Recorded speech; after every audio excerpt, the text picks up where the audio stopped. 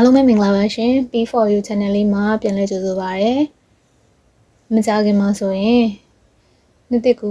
ရုံးပိတ်ရက်လေးကိုရောက်ရှိလာတော့မှာဖြစ်ပါတယ်နော်။ကိုယ့်ရဲ့အားလက်ရက်လေးမှာ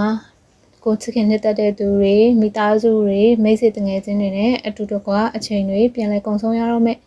အချိန်ကိုရောက်လာတော့မှာဆိုရင်လည်းမမှားပါဘူးနော်။အဲ့လိုကိုချစ်ခင်နှစ်သက်တဲ့သူတွေနဲ့အတူအချိန်တွေကိုကုန်ဆုံးတဲ့အခါမှာ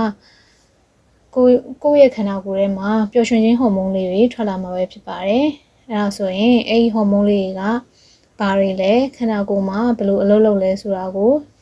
ရှင်းပြပေးခြင်းပါတယ်နော်။ပျော်ရွှင်ခြင်းဟော်မုန်းဆိုတာကသူ့ရဲ့ဟော်မုန်းလေးတွေမှာအတူကောက်စလုံးလေးရှိပါတယ်။ DOSE dose လို့ခေါ်ပါတယ်။ dose ဟော်မုန်းပေါ့နော်အလွယ်တကူပြောလိုက်ရင်တော့အဲ့မှာ dose မှာတစ်ခုချင်းစီမှာသူ့ရဲ့အဓိပ္ပာယ်လေးရှိပါတယ်။ D ကကြတော့ဘာဟော်မုန်းလဲဆိုတော့ dopamine ဆိုတဲ့ဟော်မုန်းလေးပါ။ O ကကြတော့ oxytocin ဆိုတဲ့ဟော်မုန်းလေးဖြစ်ပါတယ်။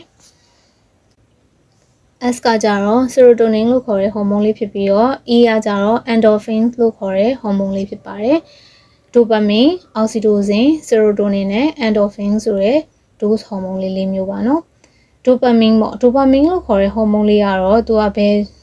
ဘာဖြစ်စေလဲဆိုတော့သူကကျေနပ်ပျော်ရွှင်မှုစိတ်ဆော်မှုစိတ်တက်ကြွမှုတွေပိုတိုးလာစေပါတယ်။သိမှုဆိုင်ရာလှုပ်ဆောင်ချက်တွေဆုံးဖြတ်ချက်ချတာတွေမှတ်ဉာဏ်နဲ့အာရုံစိုက်မှုတွေကိုတိုးတက်ကောင်းမွန်စေပါတယ်။နောက်ထပ်တစ်ခုကတော့ oxytocin ပါ။ oxytocin ကိုတော့အချစ်ဟော်မုန်းလို့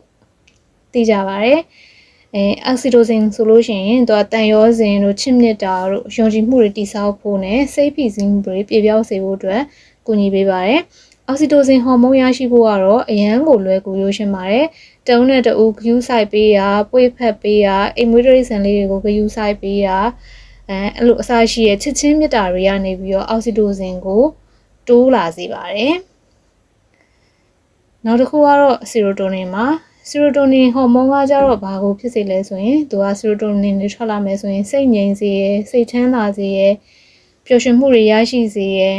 နော်အဲ့လိုတွေဖြစ်ဖို့အတွက် serotonin ဟော်မုန်းလေးကလှုပ်ဆောင်ပေးပါတယ်။ serotonin ဟော်မုန်းလေးကိုဥလန်းကြောင်းမှာအဓိကတွေ့နိုင်ပြီးတော့အစားအစာတွေကလည်းရရှိနိုင်ပါတယ်။နောက်တစ်ခုကတော့ endorphins ပါ။ endorphins ကိုတော့ runner's hormone လို့ခေါ်လူသိများပါတယ်။သူကကြတော့နာကျင်မှုတွေကိုတက်တာစေပြီးတော့စိတ်ပြေပြောင်းစေတဲ့ဟော်မုန်းလေးတစ်ခုပါ။ runner's hormone လို့ခေါ်ရတဲ့အကြောင်းရင်းကတော့သူကလေ့ကျင့်ရမ်းလုပ်ပြီးချိန်အပြေးလေ့ကျင့်ပြီးချိန်တွေမှာ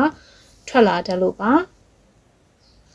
ကဲအဲ့ဒါဆိုရင်တော့အခုလိုစိတ်ဝင်စားစရာဟော်မုန်းလေးအကြောင်းတွေကိုသိသွားပြီဆိုတော့ပျော်ရွှင်စရာအချိန်လေးတွေကိုကိုချစ်တဲ့သူနဲ့အတူတူတင်းကြပ်အားလည်းရမှာကုန်ဆုံးလိုက်ကြပါတော့เนาะအားလုံးကျေးဇူးတင်ပါတယ်ရှင်နောက်မှပြန်တွေ့မယ်เนาะ